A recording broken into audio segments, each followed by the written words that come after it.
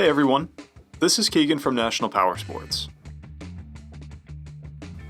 This 2019 Harley-Davidson Sportster Iron with 4,095 miles has been upgraded with an air cleaner, aftermarket exhaust with header wrap, rider footrests, vertical license plate bracket, an upgraded seat, smoked front and rear turn signals, handlebars, grips, mirrors, relocated speedometer, levers, timing cover, primary cover, reservoir cover, flush mount fuel cap, shifter pegs, and an LED headlight.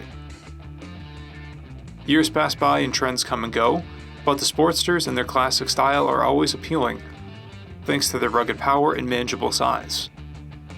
Powered by an 883cc V-twin motor, the Sportster puts 51 horsepower and 54 foot-pounds of torque through a 5-speed transmission. It has a lower 25.7-inch seat height and a wet weight of 564 pounds. To pass New Hampshire State inspection, the Sportster will need a new belt guard, mirrors, and plate mount that meet DOT requirements.